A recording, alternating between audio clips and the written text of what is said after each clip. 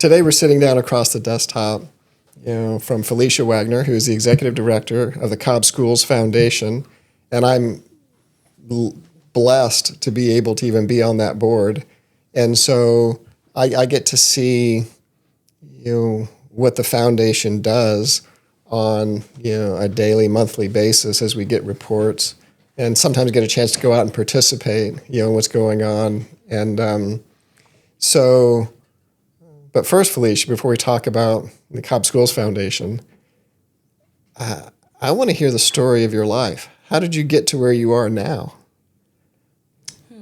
Well, I started in philanthropy at Children's Healthcare of Atlanta in 2000.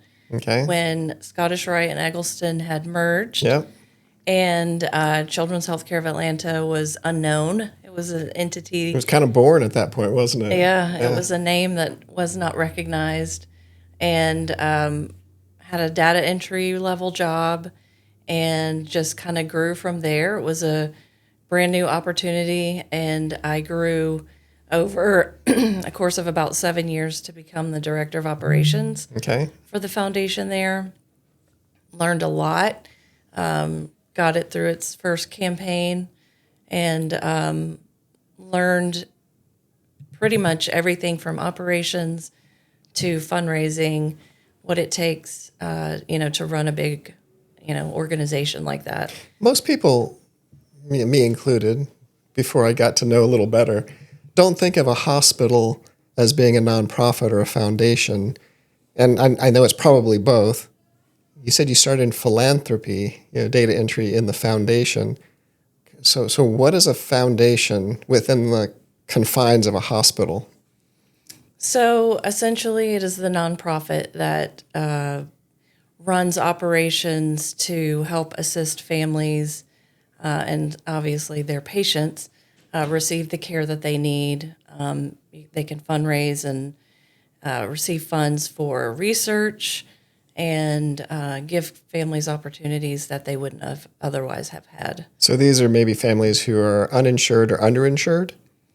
Yeah. Potentially? Yeah, and new equipment. So obviously any business runs on a margin, and your margin is required in order to invest back into your business.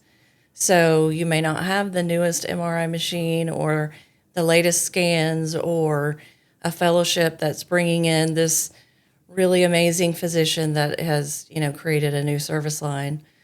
So philanthropy gives that opportunity in healthcare, and it makes huge differences in people's lives and literally saving their lives. So over the course of that time, I met many patients having their worst days, certainly the parents having their worst days ever. But there were so many success stories, and it's what motivates you to keep going, because those kids deserve every day that they're given extra.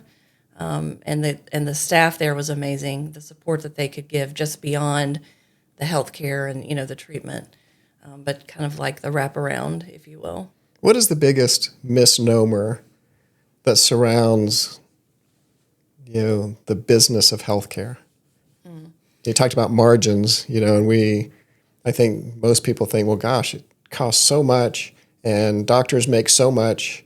And what is it they don't know? What's not being told?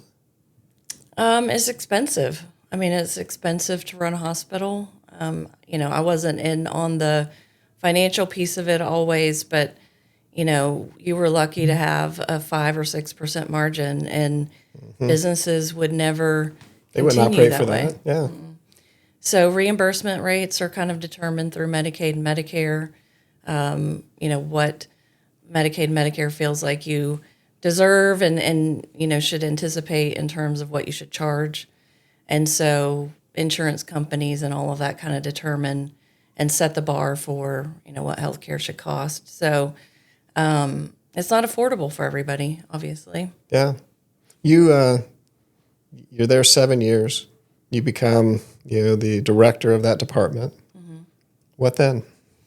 So then I got recruited to the Wellstar Foundation, which was even lesser known than Children's Healthcare of Atlanta. You're going up, right? Yeah.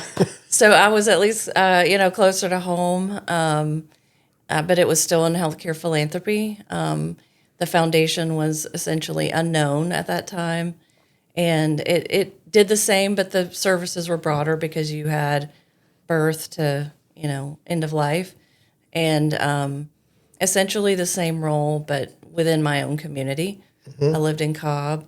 I've been in Cobb for 18, 19 years. So you're 38 now? Yeah. Yeah. Yeah, absolutely. And sticking. So, came to Wellstar and developed a plan with a team of maybe 8 or 9 people, and kind of started a path that was a trajectory upwards. I mean, obviously, the Wellstar Foundation is a large organization now. They do very well. But it's all about the purpose. It's about the people that you meet, the patients that you get to encounter, and hearing their stories. And that's what makes philanthropy work is having the purpose and the heart behind it to want to help. And it's there, like I said, from birth, you meet these little babies that are in the the NICU, and they're on all these machines that are, 10 times bigger than them. And then you also encounter people who are in hospice, and they're having, the most precious last minutes in a great facility with a staff that, supports them and loves them and encourages their family to come and love them and spend those last moments with them. What's your favorite story from those years? I always tell people, and this one makes me a little bit emotional sometimes, but when I started working at Children's, Scottish Rite was kind of known for the orthopedic side.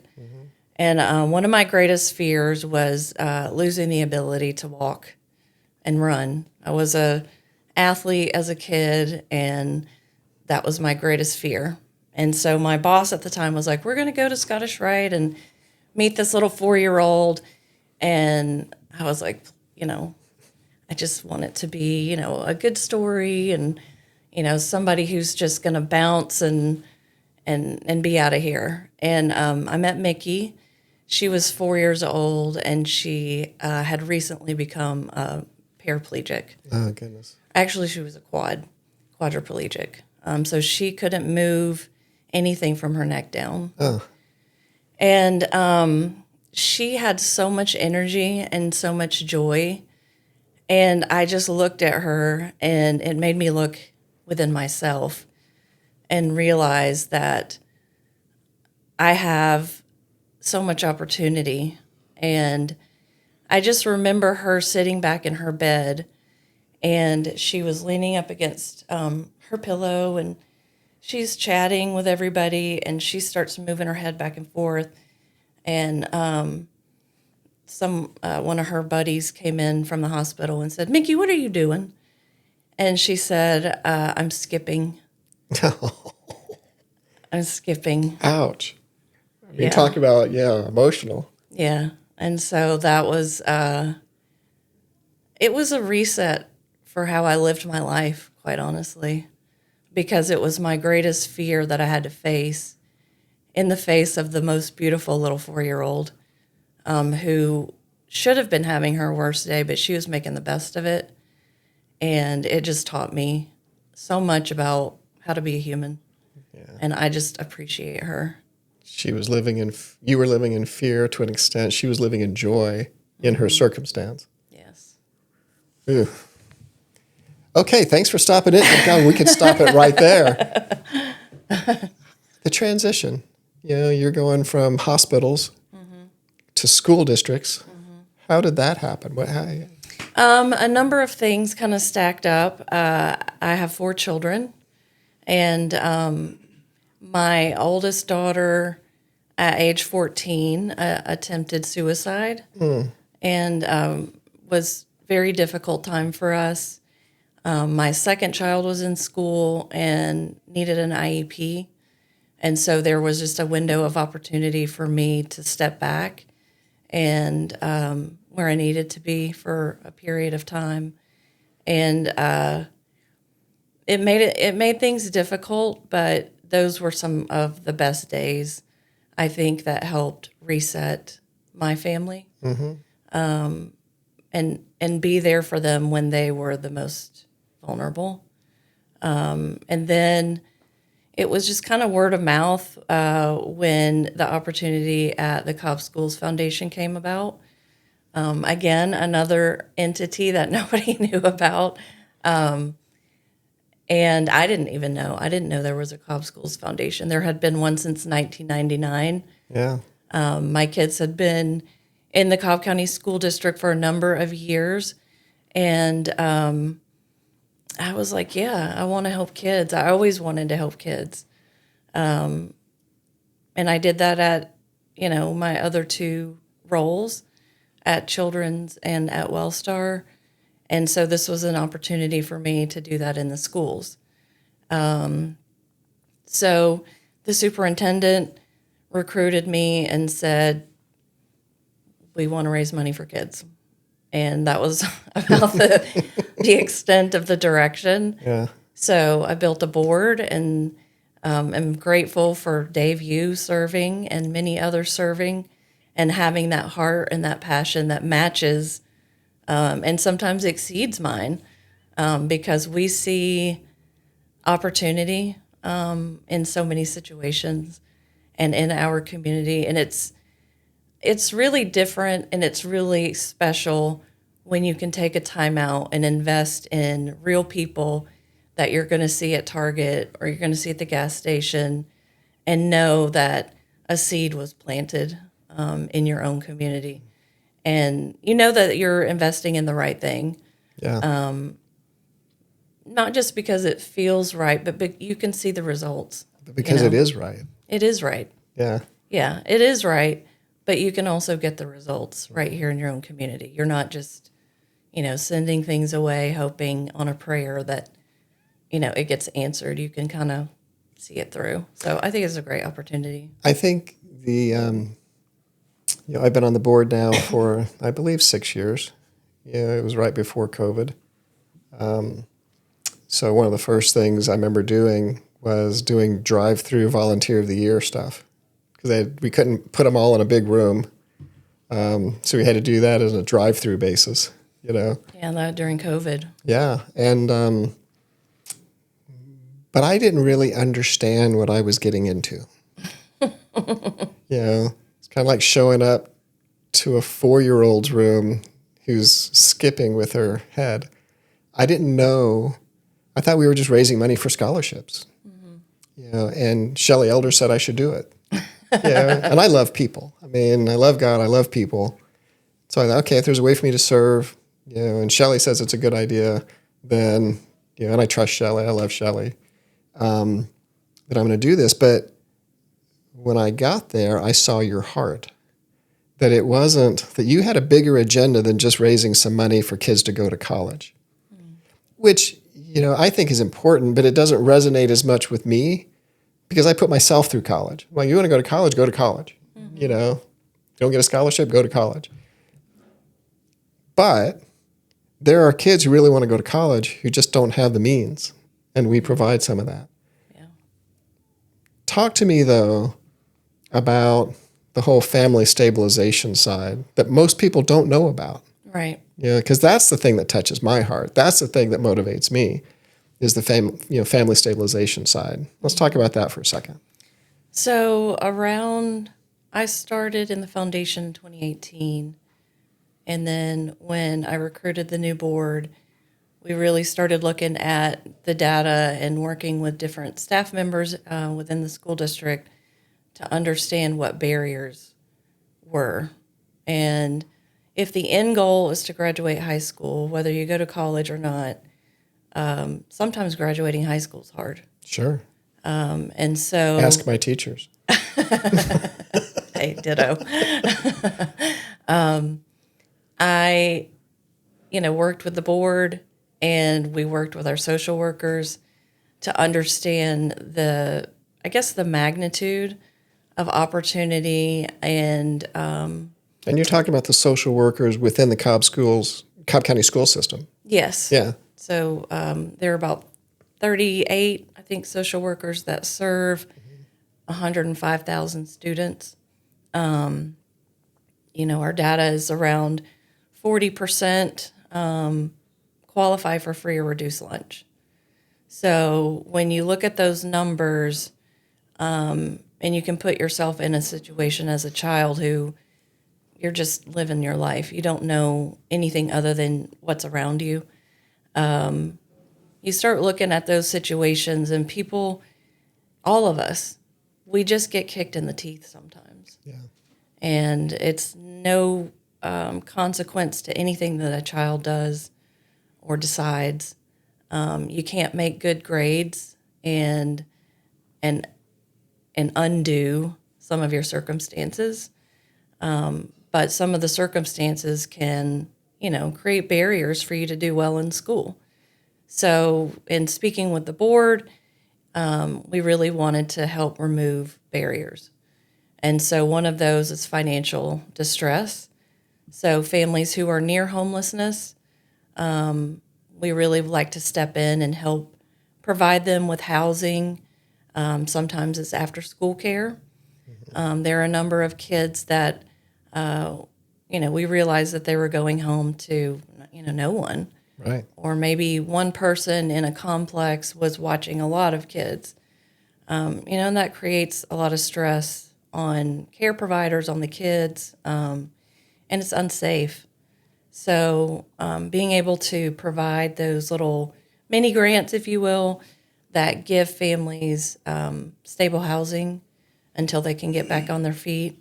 A number of families, just to give, some examples, a number of, primary caregiver in the family gets cancer. They can't work for 2 or 3 weeks. They are earning an hourly wage, or they don't have sick leave. Yeah. And that 3 weeks of chemotherapy can set you back for months and months in housing. So it's a great opportunity for us to be able to step in and help stabilize that family for a period of time. The social workers are so skilled and so gifted and connected. They're connected with a multitude of organizations in Cobb.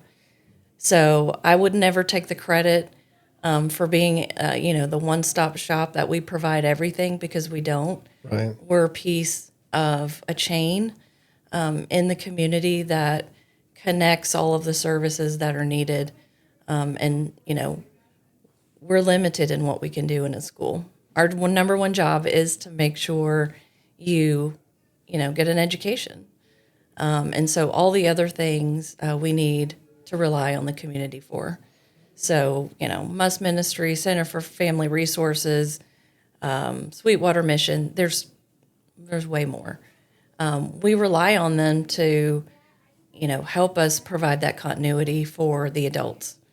But the kids, we want you to stay in the same school, and do well and stay with your peers. And so that fund that we call Family Stabilization, it allows that. Yeah. And so we're very, very grateful for that. I remember it was 2008, 9, 10 when the financial crisis hit, and I'm in the real estate business, and we were able to secure a contract with Freddie Mac.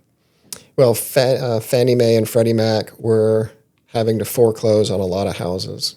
People, just for one reason or another, could not make their mortgage payments, and they'd been in the house for a year not making them, and finally the bank said, sorry, we got to take it back. And so we would show up with something called cash for keys. It would make their day, because they thought we were just coming, listen, your house was foreclosed on yesterday, you got to go. But we would say, 30 days, and here's $3,000, $4,000, $5,000 to get back on your feet. But I remember going into one house. It was very disheveled. Went into this one little girl's room. It had a mattress on the floor and one dresser. And on the wall was the math award, for this little girl. And I remember thinking, how in the world did this girl overcome and earn the math award in a chaotic environment that she was in? And I wasn't able to talk to the parents. It was just all I could see was the physical signs of where she lived on a daily basis. And then when I got into the Cobb Schools Foundation, we started talking about what these scenarios look like. I flashed back to that little house down in Austell, and I thought, that's what we're doing. That's what we're trying to stabilize is a life, So I suddenly understood, what it was about. So there's been a lot happening at the Cobb Schools Foundation. Yeah. Yeah. It's a busy place. Give us a little insight into, what's happening at CETA, which I think is the coolest thing on the planet. Yes. Yeah. Tell us about some of those things and what CETA is for. Yeah. Yeah. So CETA is an acronym for Cobb Innovation Technology Academy, also known as a Career Academy. And there's one on the Osborne campus that opened in 2020, which, was tough to try to do virtual career learning, right. teaching. But it's very successful. There are 14 pathways there, and it gives high school students an opportunity to really dig into interests that they think they have. One of the most important things I think you can provide as a community to surround a school are opportunities for kids to figure out what they don't want as much as what they do want. Yeah, good point. So I feel like a lot of kids do seem to already know what they want, and the Career Academy is providing that opportunity. On the Osborne campus, it kind of works as a magnet program, if you will, so you can get bused from over the county. But there are only about, I think, 450 to 500 students that can attend that one particular school. And it has a waiting list. So the district decided to, invest in another Career Academy on the Altoona campus, thanks to SPLOST. And so there will be about the same number of pathways, although they're going to be different, that provides kids with an opportunity to really invest in things that they want. And one of the coolest things there is aviation. Yeah. So kids are going to be able to learn about aviation operations, get drone certifications. And I'm really excited to see it too. So we're actually invited, our board's going to be invited to a groundbreaking pretty soon. And that'll probably be in July, won't it? Yeah, July or August. Well, the groundbreaking, this will be grand opening now. Yeah. Because we went to the groundbreaking. True. Yeah, grand opening. So yeah. I'm super excited about that. I am too, And I kind of think of the Career Academy as a little bit of a hub and spoke, if you will. The Career Academy has all the latest, greatest, coolest equipment, but you really have programs like that in every high school through the CTAE program.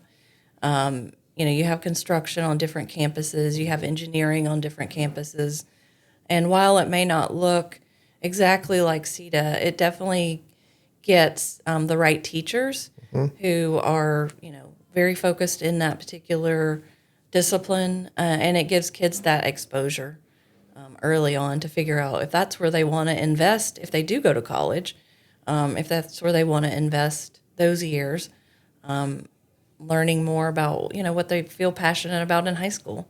Yeah. And I think that's just absolutely incredible. I think I want to go to CETA. I know you do. I do too. I get to working on my house and I think I need to bring one of those kids over and do this. I know. Pay them to do it. No, we need to go practice some, running some wiring and electrical work. One of the coolest stories, and I'm going to let you fill in the details, was the young lady who did the groundbreaking at Altoona, but she had come from Osborne and she was heading to Auburn or was at Auburn. Tell that story, because she was heading there. She had gotten into the medical pathway and then somehow had become, because of that, because everybody thinks Career Academy, they're not going to college. Yeah. They're going to become a lineman. They're going to be, an automotive technician, mechanic. They're going to be a framer, or a plumber. She got into the medical pathway and became a phlebotomist, I think, a licensed phlebotomist, so she could draw blood. Yeah. When she got out, she could have a job immediately, but then wanted to go to Auburn University and become a research assistant. Brilliant young lady. And I think you hear those stories all the time. I mean, the phlebotomist, line in and of itself is these kids are in high school and they can go work at Wellstar or another medical lab and draw blood and get paid a higher wage. You can come out of there with an EMT certificate. Yeah. I mean, they have literally the back of a ambulance in the classroom where they teach these kids how to load someone in and out of of an ambulance. And you saw they have a little mini living room and a little mini bedroom so that those EMT students can practice getting someone in and out of bed. Because when you show up at somebody's house and they're injured, it's not really going to be easy. They're not already, on the stretcher. So sure, you want to get in there and figure out how you need to protect yourself and get them safely loaded. It's important. We, with the foundation, we have to raise money. Mm-hmm. And I think a lot of people think, well, we're gonna do little fundraisers, and you had a different mindset coming in. Over the last probably 4 years especially, there have been some huge wins. Talk about those.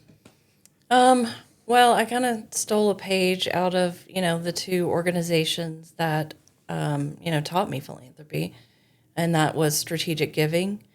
And so we do some fundraisers, but really... Which are a blast, by the way. Yeah, they're great. Yeah. Cornhole and virtual 10Ks and golf. I mean, I love the golf one. That's right, pickleball. Well, we do some fun ones, but when you really sit down with companies and you understand where their challenges are, and it's typically the pipeline for their next employees. Mm-hmm. And you really start to understand what they're looking for and how we align in high school. And at the end of the day, as a school, you have one job, and that is to make future employees, get them prepared for the workforce. And so if you can do that and create passion and create learning incrementally to graduating high school, I think it's just a no-brainer. And no one really questions strategic giving at a university. Mm-hmm. There are multi-million, billion-dollar endowments, and I think those are great. But I think that K-12 deserves that as well as public K-12, because you want to be able to get these kids excited and have purpose and meaning before the 12th grade. Yeah. Kids grow up so fast now. They're exposed to so many things. And a lot of times I say, it's great that you can be everything, but sometimes it means you can be nothing because you're overwhelmed by the opportunity. Mm-hmm. So when career academies and CTAE and coaches and teachers can take time out to be like, hey, did you know that you could apply, maybe something you're naturally gifted at, and you can do that here in this field? I think that's magic. I think that's extremely powerful. So strategic gifts is really just working backwards from the employer side, and then how we can build opportunities for kids to learn more about it. So, as you well know, Napa was one of our most recent partnerships. Yeah. They want to invest in the automotive pathway, and that exists at the CETA at Osborne, and there's also a CTAE program at McEachern High School. Okay. So, providing equipment, providing certifications, investing in opportunities for the kids to compete. That's where, those opportunities are going to exist for those students. And not all students can participate at the same level. when there's a financial requirement that's outside of what public school can offer. So Napa stepping in and knowing that they already need mechanics. They need people to run their storefronts. They need people to understand the engineering behind the automotive industry. I think that's hugely important. And they're investing back into exactly what their business is aligned to, and what they're looking for. So, those partnerships don't happen every single day, but they are huge opportunities for the students and the teachers, honestly. Well, Wellstar was another one. Cobb EMC, Yes. another. Yeah, Wellstar's, they named the healthcare pathway for 25 years. They gave a large amount of money, and it's going right back into the healthcare pathway at CETA, but it'll be at both CETAs. And so, you've seen it. I have. Yeah. You've seen the kids who are becoming phlebotomists, and they're super excited. I mean, they're very knowledgeable about healthcare, and they're in 10th or 11th grade. And it's amazing. And I think that them investing in kids so early on gives them a leg up too. That those kids are going to be loyal and want to come back and work for them. I say this all the time, especially when we're doing scholarships. In the spring, we're doing those interviews for scholarships. I think back to my high school. I don't want to call it a career. My time in high school, I just wanted to get through the day and get to football practice, basketball practice, track practice, or the dance. I mean, these kids, these young people, they are doing the sports. They're the presidents of 3 clubs on campus. They've got a 4.2 or 3 GPA. Many of them, maybe who are 3.8 GPAs, are working 30 hours a week at Chick-fil-A or elsewhere. And I keep wondering, what was I doing in high school? Why did I waste that time? But then I see these kids at CETA, and I see direction. Yeah, and I see, like you said, sometimes it's better to know what you don't want to do, even though you thought you did. And getting into that, you can say, I really want to be a doctor, but I drew blood and I passed out. So probably not a good track for me. But I think that's the thing that is most fun. There are the stories where we have to step in and rescue, even for just a day or a week or a month. But there's also those where you are able to come in and talk to these kids and see that the light has come on. I mean, when I see you, the way you responded to that, I mean, talk about that with regard to you and Meryl on a daily basis. So Meryl, she serves as an employee for the Cobb Schools Foundation. There's 2 of us.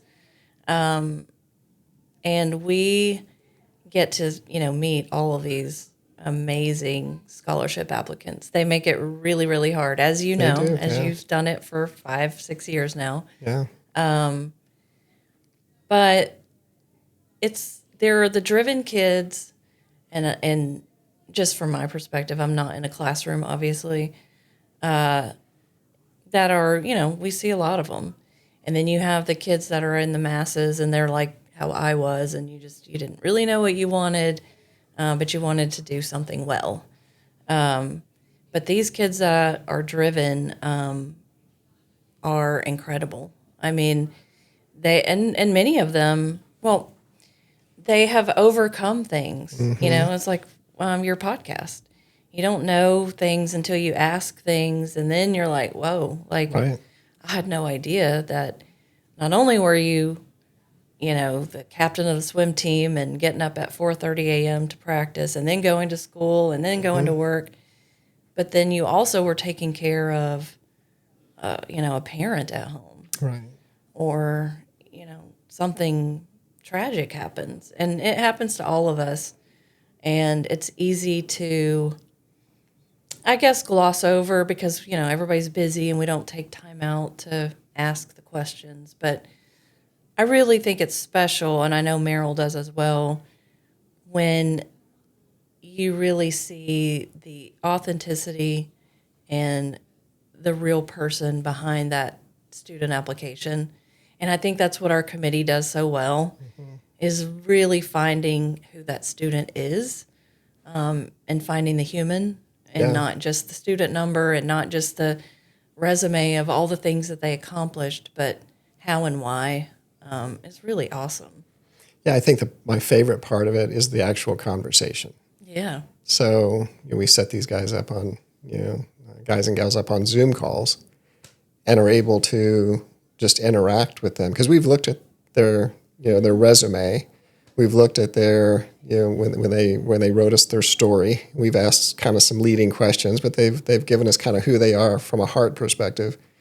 And that's why they've gotten to that point where we get to talk to them. But when I see these kids, and sometimes I don't know, my age, I'm 64 years old, and I think, oh my gosh, the next generation's going to be horrible. The world isn't, until I have these conversations. Yeah. And then I go, we're in good shape. We are fine. We're going to be fine, because these kids, again, are so much further ahead than I ever was. I was just trying to, again, figure out life, and they're like, I'm going to be an engineer. I'm going to be a little rocket scientist, aerospace. I'm going to be an influencer, a journalist. I'm going to be a doctor, a lawyer. Joy Doss loves the people who say lawyer. I love the people who say, I want to be an entrepreneur. And I'm like, yes, But, when we get to talk to these kids, that's what thrills my soul. And I know it does yours too. To be able to interact with them. And then when they're given the awards, yes, it changes you. It does. I think when you're interviewing a student who already has a patent on something that they invented in their STEM class, right? Yeah. It does make me reflect negatively on myself, but I am reassured. We are fine. But that kid is amazing, you know. But I also, me, I like the underdog kids too. Yeah. The kids who had to just work through some stuff. Sure. In those perseverance awards, which we award, a handful every year, are really, really special. They're survivors. They are survivors. And they survived with a level of excellence. They might be a 3.6, not a 4.6, but their 3.6 took a heck of a lot more effort than that 4.6 did. Yeah. Because that's probably if you have a 4.6, you're just gifted. I mean, mentally, you're just gifted, One of the reasons I try to bring so much levity to those conversations is because I'm not smart enough to ask cogent questions. I learned cogent for this podcast, as to what it meant. So, I just realized these kids are so much more gifted and intelligent than I will ever be. I think my gift is common sense, maybe, and hopefully making people feel well, feel good about themselves. So, what is the goal? I mean, Cobb Schools Foundation, you're the grand poobah. Everybody's looking to you for direction. What's the goal? That's always a question that I get asked. I don't know if it's achievable,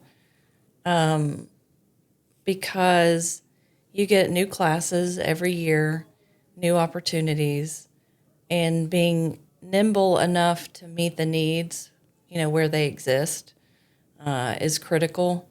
I think having a board that understands the heart behind it is critical. So getting the leadership in place is first, and we're always working through that, as a board. But then just staying connected.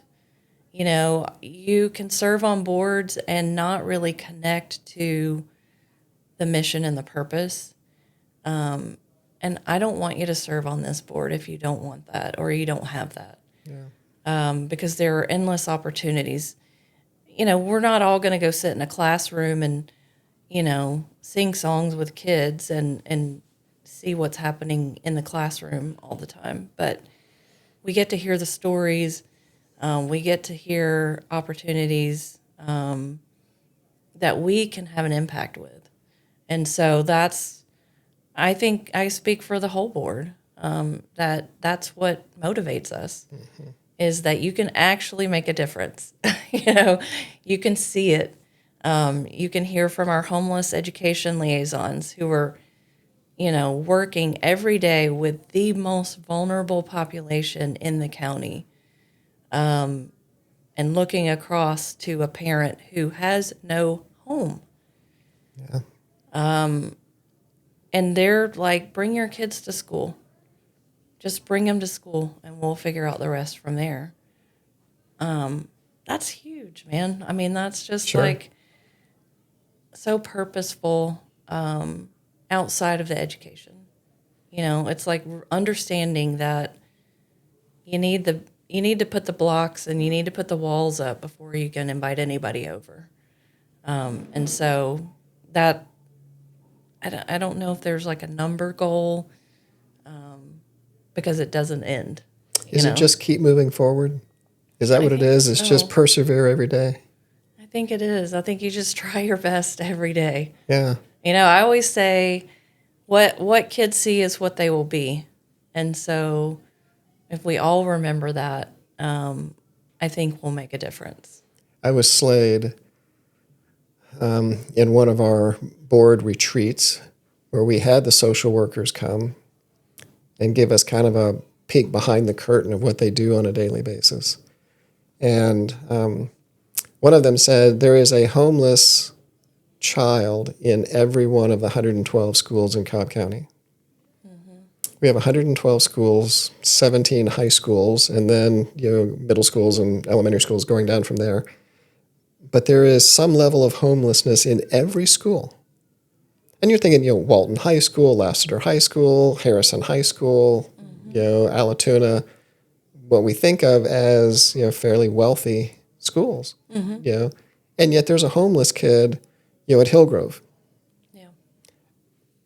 Yeah. And I think, okay, that's why we're here. Yeah. Yeah. If I keep that in mind. Yeah. Then those are the invisible students. They are. They are invisible because they are persevering at a whole different level of survival. Yeah. And they're trying to blend in. I mean, I'm sure you can recall, I certainly can, when you get to a certain age and you start getting exposed to different, individuals and expected to, kind of behave in a certain way, know which fork to use first, know where to put your napkin. You're supposed to put your napkin somewhere? I think so. If I remember correctly, I think you're not supposed to put it on your not up neck. here? Yeah. Okay. So just think how awkward that is as an adult when you're trying to learn all of the customs and etiquette, and then you're coming into a school and, most everybody, 95% plus, came from a house. It may not have been a perfect house. You may or may not have had a shower that morning, but you came from something. And to think that you were sitting on a street somewhere or sitting, hopefully, even in a car. I mean, it's sad to say that you would hope that a child was in a car, but it's better than not being in a car. Right. So going into school, maybe with the same clothes you had on yesterday, and trying to fake it till you make it, it's different. It's a different type of struggle. Yeah. So, Felicia, I'm going to end with my standard stock question here. If I met one of your friends and I asked, tell me about Felicia, what would they say about you? Depends on the friend, I guess. Best friend.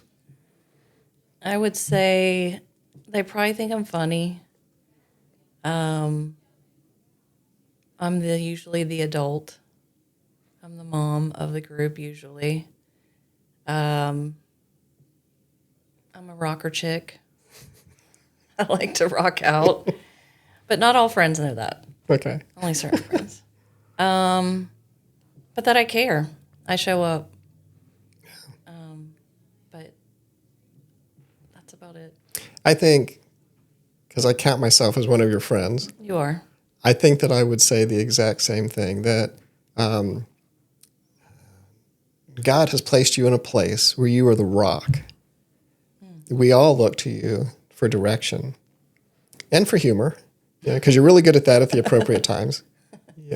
I feel comfortable, to say something funny in a board meeting. Yes. Because you enjoy it. Yes. And haven't chastised me yet. No. Do I still have a job for the next year? Absolutely. Okay, good. Just making sure. I ask you that every year. Thank you for what you do for not only the kids of Cobb County, but for their parents. Thank you for being a great example, to people like me, and giving me the opportunity. And we've got 19 other board members that I think would say the exact same thing. You give us an opportunity to use our gifts in an area that is so needed. So thank you very much. And thanks for sitting down across the desktop with me today. This has been a great conversation.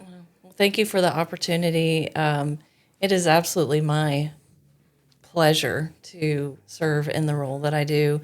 One, as your friend, and to think that I could inspire any of my board members is very humbling, because you all are very incredible people. So thank you for this opportunity. You're welcome. Thanks so much. Absolutely. All